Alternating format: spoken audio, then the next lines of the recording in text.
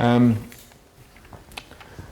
as I said, heat recovery ventilation is kind of the cream of the crop in terms of ventilation systems. You do have other things down in the descending order. Now, I said natural ventilation is the grills in the walls. The simplest way of doing it, but it's not controllable. Excuse me. There is another system known as demand control ventilation. I know it sounds fancy, don't worry about it. It's basically grills in the wall and a central extract system. But the grills in the walls are not just a little plastic grill with holes in it. There's specific little things, I don't have any here unfortunately today, that can either sense carbon dioxide or moisture levels, and they'll open and close themselves according to the moisture, the humidity actually inside in the house. Not electronic, not mechanical, well, slightly mechanical I suppose you could say, but based on a fabric, a nylon fabric that's actually sensitive to moisture. So if it's getting particularly humid inside in a, say, a bedroom or a sitting room or whatever, it allows that vent to open up more to allow more air to be brought into that room. And if there's no one in there, and there's no breathing taking place, there's no moisture being put into the air, it closes it down again, therefore reducing the ventilation rate in there, reducing the heat loss. Now it's not as advanced as heat recovery ventilation, but it is more controlled than a natural ventilation system, and there's far less ducting involved. You do have a central unit up in the attic that extracts from your kitchen, from your bathrooms, from your en-suites, etc.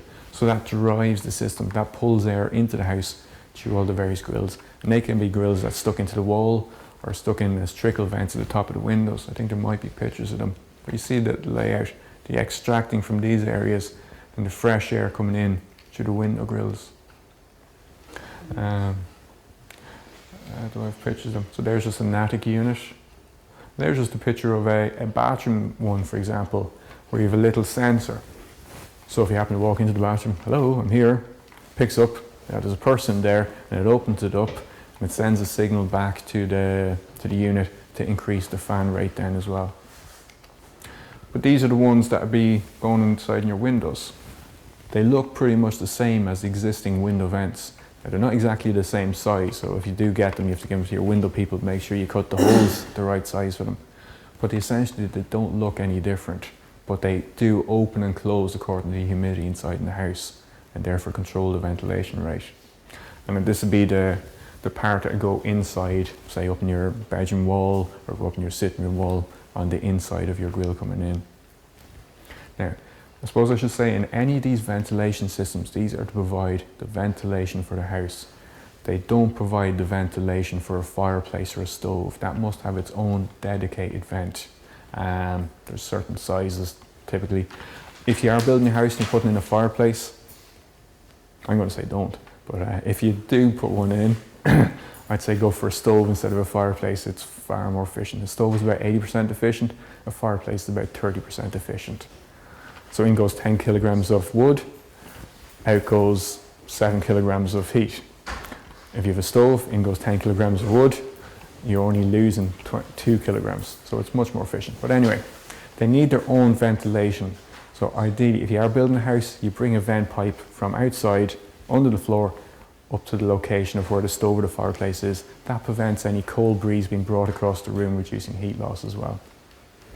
Now, it's a simple thing done at the beginning of a build that can make a big difference to the comfort inside in that sitting room.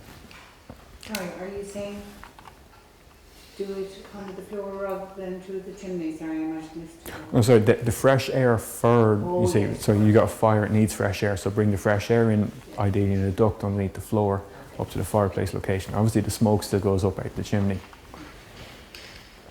Yeah. Always use chimney closures as well.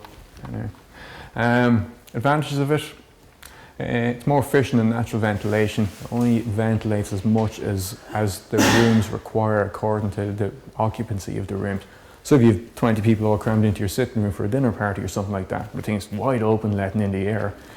If you're just sitting in there on your own, dozing away in front of the TV, it's closed down significantly and only giving you as much air as, I'm not saying that it's going to starve you of air or anything like that, but only allowing enough ventilation required for a one person occupancy.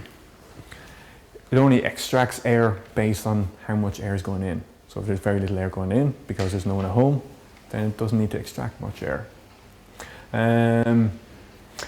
It's very low noise and power consumption because you just have one fan for the extract system, which is variable speed as well. So there's low demand, it's running low speed. If there's a high demand, it's obviously running higher.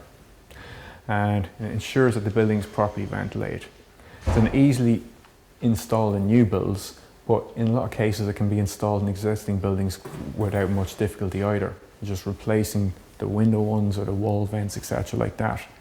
Obviously the main thing is trying to get from your attic to your downstairs bathroom or something like that to run the ducting, but you find a lot of houses it can be done. Yeah. Right, any questions on that? So it's just different options.